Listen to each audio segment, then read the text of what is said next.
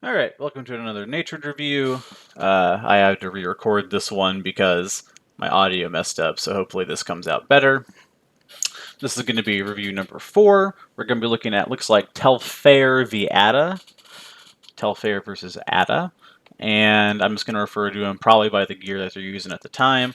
Let's go ahead and gear check these fighters. Seeing as I already watched these videos, I kind of got to look at what they're using. We have the round shield here with the grip super offset. You can kind of see it here. His front hand is right at the edge of his shield. And then we have this taller fighter over here fighting with this heater shield that has that 45-degree strap.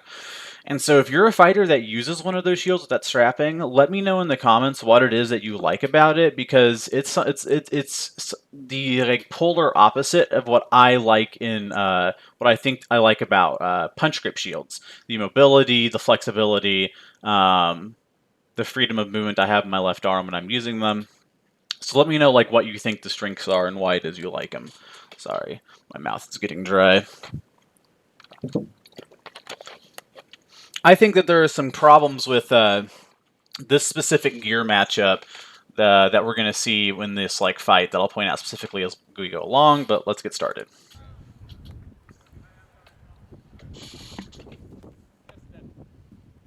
Yeah.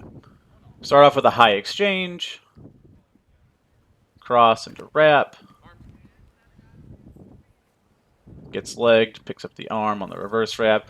Again, I think one of the issues with like shields that are strapped specifically like this is the time it takes for you to get it off your arm. If you're in a tournament, somebody is just going to like probably be clobbering you at that point.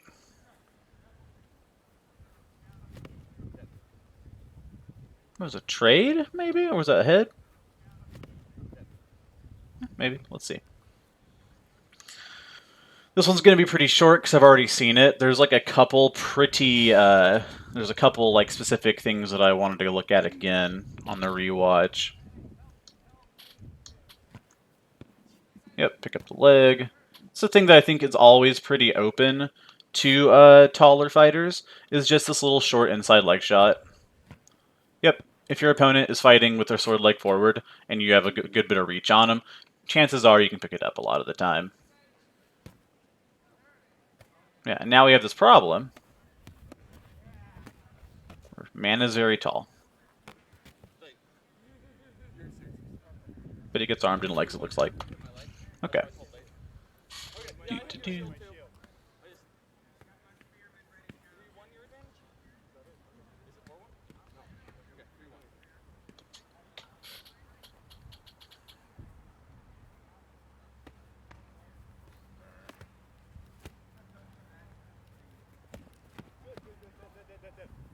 Okay, so this is something I noticed in my first watch through. Heater shield. This looks like a very surprised response, and I'm saying that because you bring both your shield and your sword down in response to this spin. You correctly identify the flight path. You move to defend it. But if your shield's going to be there, your hand can stay up high and probably get a shot in and pick up the kill. That's like, you know, probably easier to do if you know this is the person you're fighting, like it's in their repertoire. Like I totally get the shock response, like, oh fuck, and like throw everything in the way of it. But yeah, and if you're not gonna block it with your shield, pick it up with your hand and be proactive with your shield. But yep, picks it up anyway. Also, when he moves it, when you move your shield, watch this shield move. Here's like the line, if you imagine it through his body, of where this shield is. Look at how open this is over here. Like, when you have to move your shield to respond, when your shield's strapped like this, it fucks up your natural guard so much, I feel like. I'm not trashing anybody who likes using these shields. I'm just, like, saying that, like, this is why I don't like them. Yeah. So this is a high exchange that works out for a round shield fighter, but I think you'll notice that as we keep watching, these high exchanges go less and less equitably and become more and more unfair for our round shield fighter. Because it's really hard to stand an exchange in these high exchanges with someone that much taller than you. And something that I do when I get locked in these really high exchanges with people is I have to, I choose a dark side, and it's kind of my natural counter to it. And if I try to stand there and exchange with them, and they're taller than me and they have more reach than me, then it's just a matter of time till they get something in. Again, takes a while to get the shield off. Okay. But because of the way the round shield is strapped, it's really going to be difficult to safely dark side a fighter that's just going to rain high crosses on you, because your strapping's all the way at the edge of your shield.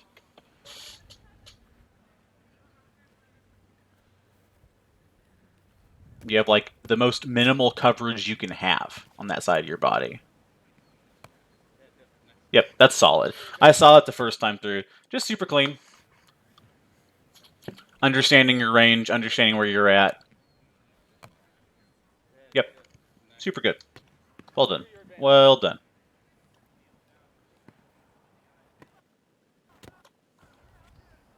Yeah, this is about the first thing I saw where I was like, oh yeah, I remember this happening to me.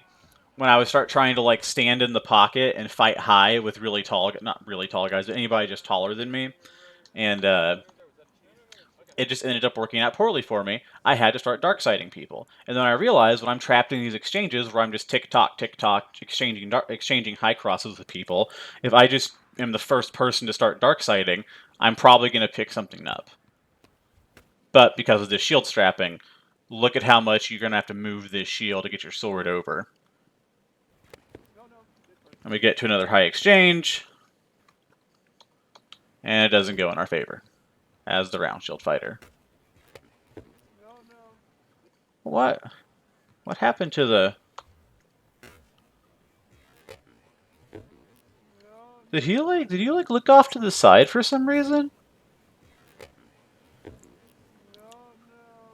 I'm interested to know what that was. Why did you turn your head to the side here? Was this just like a really like heavy sell on a fake? Got punished? But again, like it might be that strapping, you know? That strapping is aggressively off center.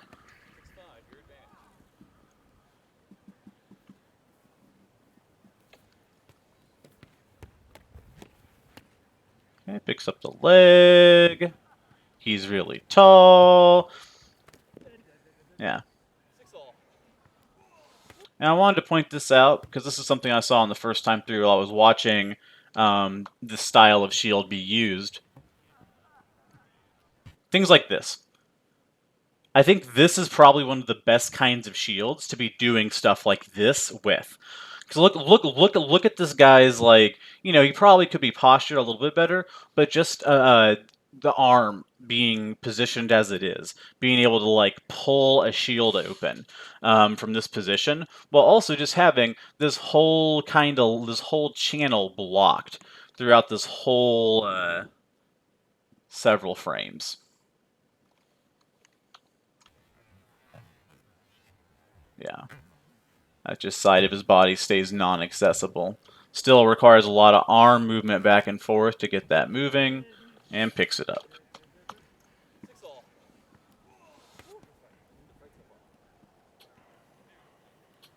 So I'm not really sure what the answer is when your shield's strapped like this, because again, I want to throw dark sides, or I want to throw money against somebody this tall and has their hand up this high. Maybe just go for legs, put them on their knees, or again, because of this shield strapping, it may be easy just to like throw a wrap around the shield, like chop, throw flat wrap just straight around. Yeah, something almost like that. Yeah. Yeah, you may have almost picked up that arm at the end, I believe, but I believe that shield arm tricep is like almost right there. Yep, and again, you can't. It's next to impossible to just stand up close with people who are just so much more rangy than you.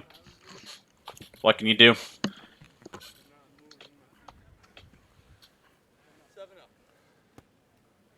Also, you guys have great garb. I said that in the first video as well. Nope, not quite. Yeah, and again, look at how. Sorry to back this up again, but shield super off center strapped, right? So you would imagine that that shield side shoulder is the safest part of this guy's body. It is natural guard. Shield way across, and even though he cheated his shield strap all the way over to the edge, this guy is just able to pick it up because his shield's out of position, and he has all that range and angle. Kind of gets close to getting it there, even though there's a lot of media in the way, a lot of matter in the way.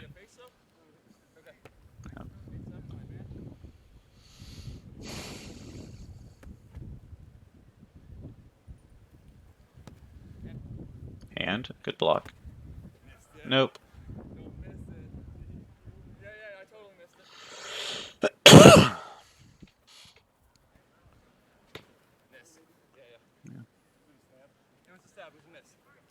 Pretty straightforward.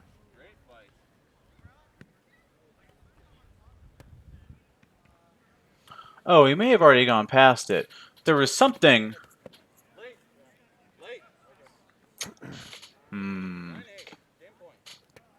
I don't want to go back through and rewatch this whole thing, but there were moments where the round shield fighter here was hitting slots on the heater shield's elbow as he was high crossing, but dying in the process.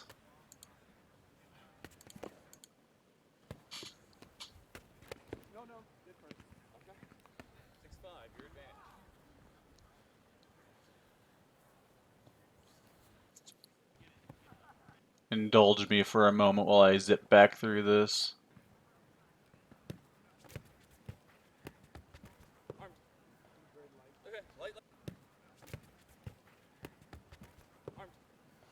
Yeah, you're throwing very similar shots with a taller fighter, but you're hitting arms, and he has the range to be hitting you in the body.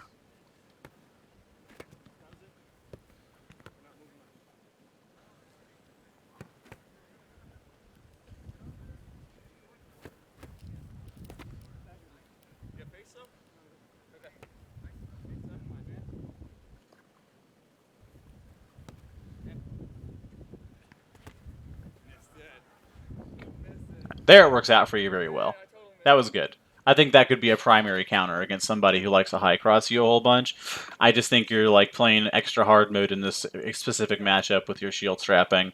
I'm sure you have a reason you like it. I'd love to hear that also if you ever see this. Yeah. Alright. Thanks for watching. I'm going to call it there.